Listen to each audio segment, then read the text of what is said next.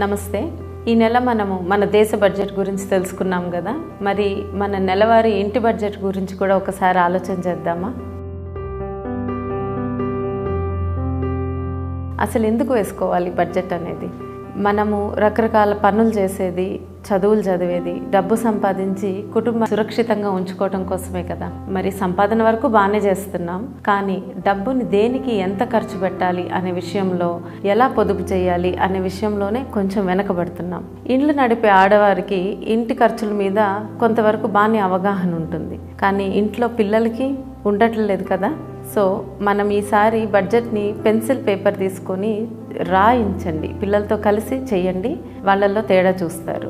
3 ముఖ్య కారణాలు ఇలా చేయాల్సిందని. 1, ఎంత చిన్న వయసులో మన పిల్లల్ని మనము ఆర్థిక లావాదేవీల్లో భాగస్వాములుగా చేస్తామో వాళ్ళల్లో అంత త్వరగా పెద్దరికం వస్తుంది. అంటే వాళ్ళకి చదువుకోవాలి బాగా అనే ఆలోచన పెరుగుతుంది, తల్లిదండ్రులు ఎంత కష్టపడుతున్నారో అర్థమవుతుంది, అనవసరం ఖర్చులకు కూడా అడగటము తగ్గిస్తారు. దీనికి ఒక చిన్న ఉదాహరణ. చిన్నప్పుడు నాన్న నాకు ఆయన పర్స్లో ఒక చిన్న కార్డు ఉండేది, విజిటింగ్ కార్డు. ఒకసారి నేను స్కూల్లో ఉన్న వయసులోనే నాకు చూపించారు. అమ్మలు, ఇది మన సంవత్సరానికి ఆదాయం, మనకి రావాల్సిన వేరే వ్యక్తుల నుంచి రావాల్సిన ఆదాయం ఇంత, మనం వేరే వాళ్ళకి ఇవ్వాల్సింది ఇంత, ఇది ఎప్పుడు నా పర్సులో ఉంటుంది, నాకేమన్నా అయితే ఇక్కడ అన్నీ ఉంటాయి చూడు అని చెప్పారు. అది చెప్పినప్పుడు ఫస్ట్ అంటే కొంచెం ఇబ్బందిగా అనిపిస్తుంది పేరెంట్స్ గురించి, కానీ నా లోపల మాత్రం నాన్న నన్ను నమ్మి ఇంత పెద్ద విషయం నాతో చెప్పారంటే నా మీద నమ్మకం ఉండబట్టే కదా అనేది మొదట నాకు అప్పుడు అనిపించింది. తెలియకుండానే నాలో ఆ పెద్దరికం వచ్చింది,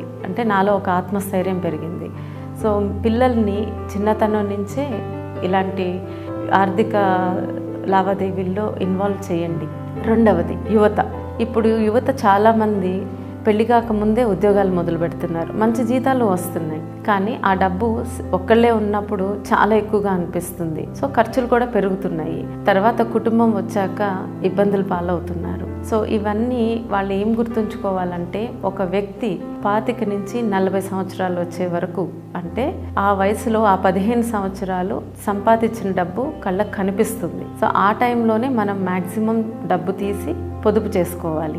40 తర్వాత సంపాదన ఉండదని కాదు, కాకపోతే ఖర్చులు కూడా పెరుగుతాయి. అంటే పిల్లలు 10వ క్లాస్ దాటి లేదా వాళ్ళ కాలేజ్ ఫీజులు కట్టాలి, పెళ్ళిళ్ళు చేయాలి, తల్లిదండ్రుల ఆరోగ్యం ఉంటుంది, ఇలాంటివి వస్తాయి. సో వచ్చినప్పుడు మీరు ఇప్పుడు ఈ 15 సంవత్సరాలు ఎంత బాగా పొదుపు చేస్తే మీరు ఆ తర్వాత 40 తర్వాత మీకు ఇంకో 40 ఏళ్ళ జీవితం ఉంటుంది, అది అంత సాఫీగా సాగుతుంది ఈ పొదుపు చేయటం వల్ల. 3వది, ఇప్పుడు ట్రాన్సాక్షన్ మొత్తం డిజిటల్ అయిపోయింది, క్రెడిట్ కార్డులు అయిపోయినాయి. ఖర్చు పెడుతున్నప్పుడు చాలా తేలిగ్గా స్వైప్ చేయటము, పంపేయటం చేస్తున్నాం. సో అందుకని ముఖ్యంగా మీరు నెలవారీ కూర్చొని బిల్స్ అన్నీ ఒక పేపర్ మీద రాస్తే కానీ ఇంకా క్లియర్గా అర్థమవుతుంది.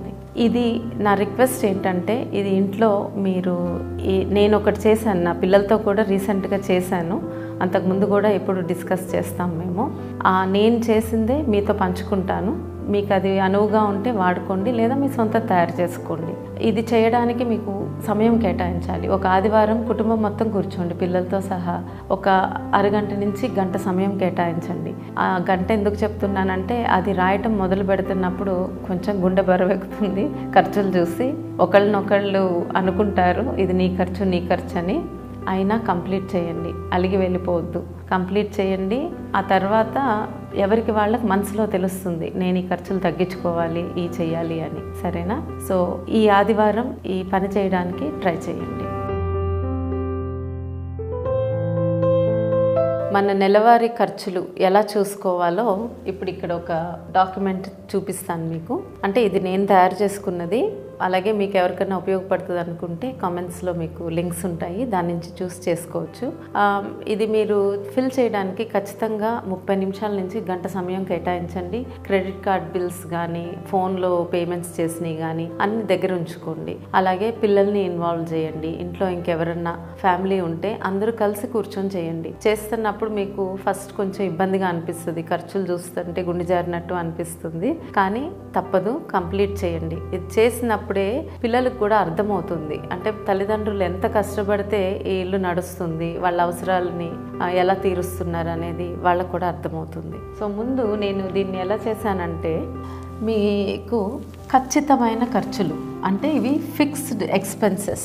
ఇల్లు నడవటానికి ఇది కంపల్సరీ ఉండాలి. అంటే మనకు ఒక ఇల్లు ఉండాలి, ఫుడ్ ఉండాలి, స్కూల్ పిల్లలకు ఉండాలి, అలాంటివి ఖచ్చితమైన ఖర్చులు అన్నమాట ఇటువైపు మొత్తం. అలాగే ఇటువైపు ఈ రెడ్ కలర్లో ఉన్నాయి మార్చుకోగల ఖర్చులు అంటే వేరియబుల్ ఎక్స్పెన్సెస్. అంటే దీనిలో మొబైల్స్, ఎన్ని మొబైల్స్, డేటాకి ఎంత ఖర్చు పెడుతున్నారు, టీవీలు, నెట్వర్క్లు, ఇంట్లో ఇస్త్రీలు కానీ అదనపు కోచింగ్ అని, బొమ్మలని, ఇట్లాంటివన్నీ ఈ కేటగిరీలో వస్తున్నాయి. ఇవి ఎందుకు నేను రెండుగా చేశానంటే ఈ ఖచ్చితమైన ఖర్చుల్లో మీరు ఎక్కువ మార్చలేరు, ఏమి మార్చలేరు, అవి కావాలి, దాన్ని ఇల్లు నడవడానికి ఖచ్చితంగా కావాలి. అదే ఈ వేరియబుల్ అంటే మార్చుకోగల ఖర్చుల్లో కొంచెం తగ్గించుకోవచ్చు. ఇక్కడే మనకు అన్ని కళ్ళ కట్టినట్టు కనిపిస్తాయి అన్నమాట. సో మీకు ఒక ఎగ్జాంపుల్ చూపిస్తాను. ఇప్పుడు ఇల్లు అంటే ఇల్లు నడవడానికి దీనిలో ఖచ్చితంగా కావాల్సింది ఏంటి? అద్దె, ఇల్లు ఉన్న కొన్నాళ్ళకైతే ఆ ఈఎంఐస్, కమ్యూనిటీ ఫీజు అలాంటివి, కరెంటు, గ్యాస్, నీరు, తర్వాత ఇంకేదన్నా రెంట్స్ ఉంటే మీరు సో అవన్నీ ఇక్కడ ఫిల్ చేయండి. అలాగే మార్చుకోగల ఖర్చుల్లో మొబైల్ ఫోను, ఇంటర్నెట్, టీవీ. ఇప్పుడు చూడండి రవాణా అంటే వర్క్కి వెళ్ళాలి కదా, సో వాహనం లోను, రవాణా ఖర్చు, వాహనానికి సర్వీసింగ్ చేసేవి. అలాగే మార్చుకోగలిగే దానిలో పెట్రోల్ ఖర్చులు అంటే మీరు కలిసి ఎవరితో అన్నా వెళ్ళడం కానీ, లేకపోతే పెట్రోల్ ఎక్కువ అవుతే బస్ తీసుకోవడం కానీ అట్లాంటివి. అలాగే ఆహార ఖర్చులు, ఇంటికి హెల్ప్ అంటే పని మనిషికి, చాకలికి, వాళ్ళకి ఇచ్చేవి, పిల్లల ఖర్చులు, స్కూల్ ఫీజులు, వైద్యం, వ్యక్తిగతం, వినోదపు ఖర్చు, తర్వాత బీమా, పన్నులు, రుణాలు, ఇలాంటివన్నీ ఇక్కడ రాసి ఉంచాను. సో ఇది దయచేసి నింపండి. తర్వాత ఈ ఖచ్చితమైన ఖర్చులన్నీ ఇక్కడ రాయండి, టోటల్ ఇక్కడ చేయండి. అలాగే మార్చుకోగల ఖర్చులు ఇక్కడ చేయండి. సో ఇలా చేసి చూస్తే మీకు కళ్ళకు కట్టినట్టు మీ అసలు ఖర్చులు ఎంత ఉన్నాయి అనేది మీకు అర్థమవుతుంది. మనము ఇవాళ ఈ 50-30-20 రూల్ అంటే నెలవారీ బడ్జెట్ని ఎలా చేసుకోవాలో ఒకసారి చూద్దాం. దీని గురించి కొంతమందికి తెలిసి ఉంటుంది కానీ మెజారిటీ తెలియదు. సో దీనికి ఏంటంటే మనకి ముందు ఇది రాసుకోవాలి. ఇక్కడ మన నెలకి అంటే ట్యాక్సులు పోగా వచ్చే ఆదాయం, మన జీతం అవ్వనియండి, బ్యాంకులో వచ్చే ఇంట్రెస్ట్లు అవ్వనియండి, వ్యవసాయ ఆదాయం అవ్వనియండి, అన్ని ట్యాక్సులు తీసేయగా ఎంత వస్తుందో చూడండి. వచ్చాక మీరు దానిలో 50% ఖచ్చితమైన ఖర్చులకి స్పెండ్ చేస్తారు. అంటే మీ ఇల్లు గడవడానికి ఖచ్చితంగా మీ జీతంలో 50% దానికి పోతుంది. 30% ఏంటంటే మార్చుకోగల ఖర్చులు అంటే ఇవన్నీ మన షాపింగ్ అవ్వచ్చు, విహారయాత్రలు అవ్వచ్చు, ఇంకేమైనా అవ్వచ్చు, అది మార్చుకోగల ఖర్చులు. ఈ 20% మనకి ఇప్పుడు ఇంపార్టెంట్. ఇది ఈ 20% మాత్రం ప్రతి ఒక్కళ్ళు పొదుపు చేయాల్సింది.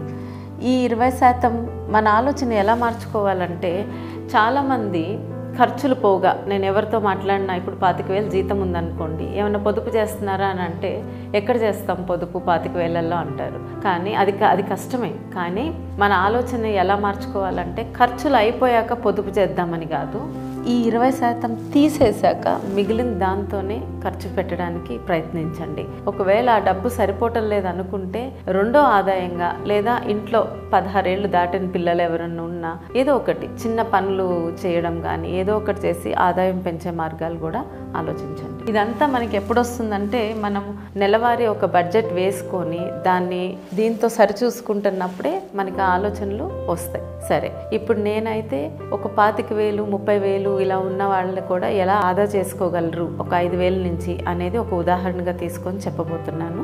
ఇక్కడ నేను India post payment bank account చూపిస్తున్నాను.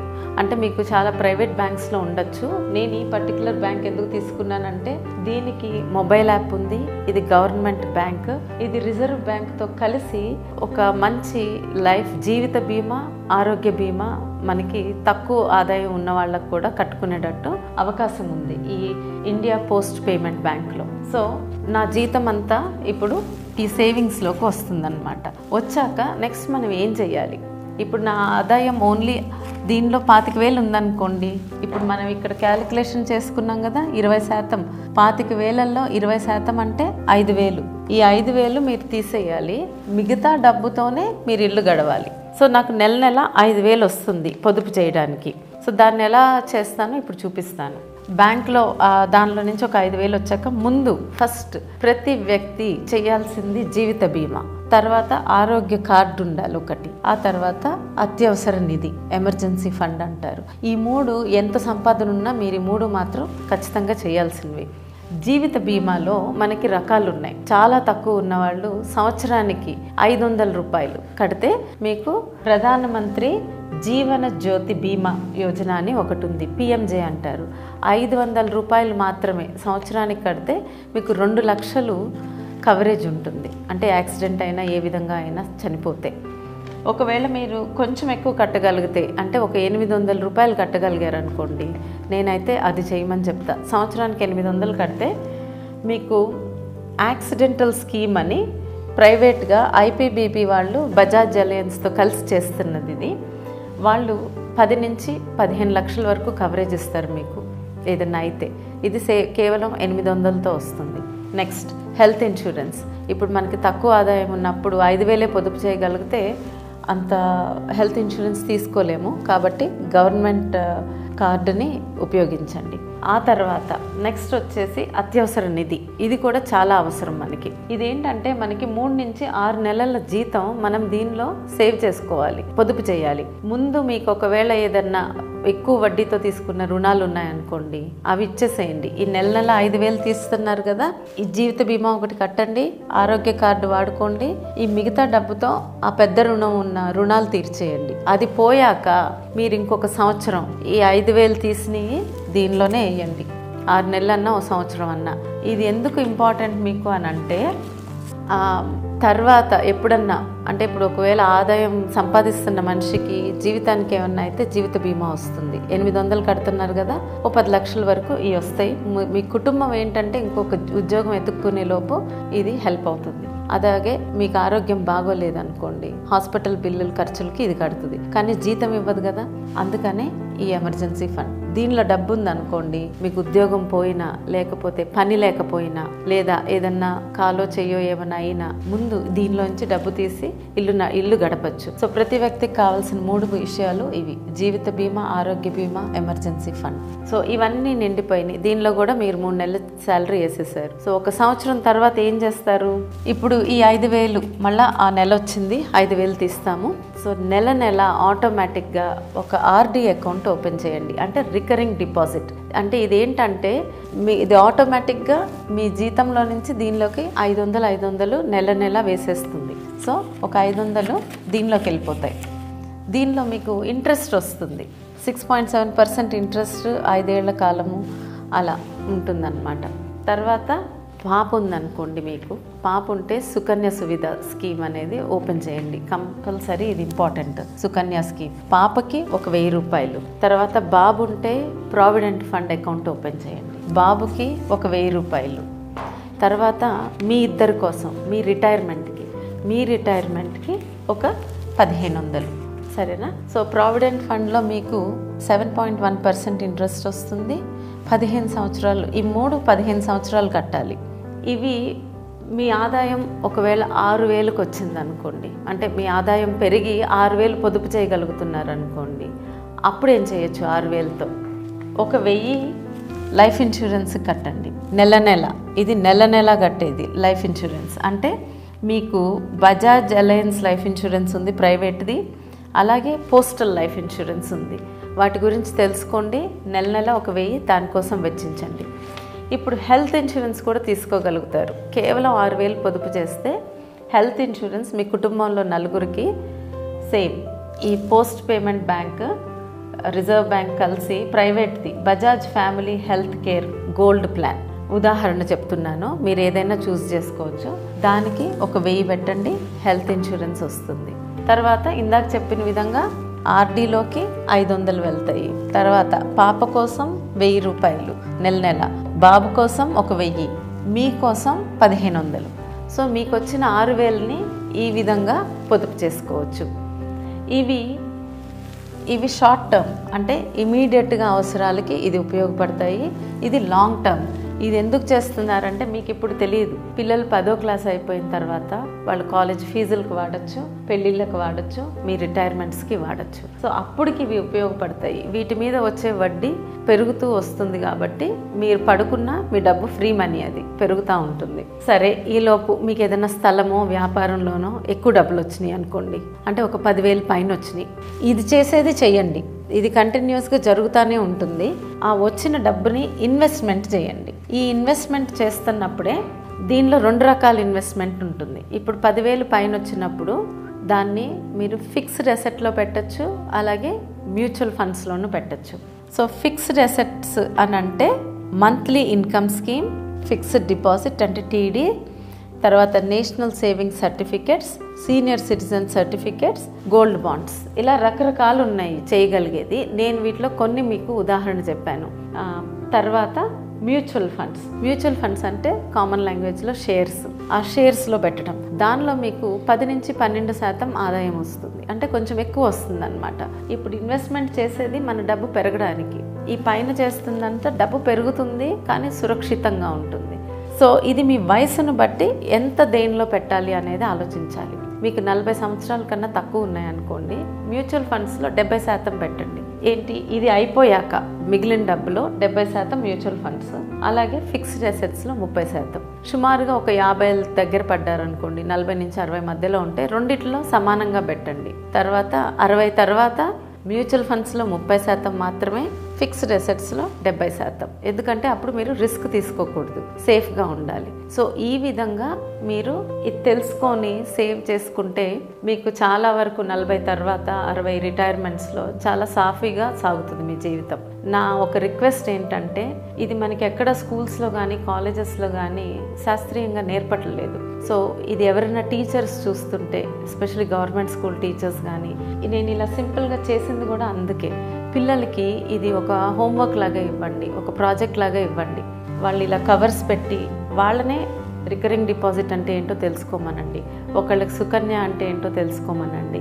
ఇవి తెలుసుకొని క్లాస్లో వాటిని ప్రజెంటేషన్స్ ఇవ్వమని ఎంకరేజ్ చేయండి. అలాగే యువత ఉన్నారనుకోండి, మీరు తెలుసుకుంటే మీ కింద పనిచేసే వాళ్ళకి నేర్పించండి.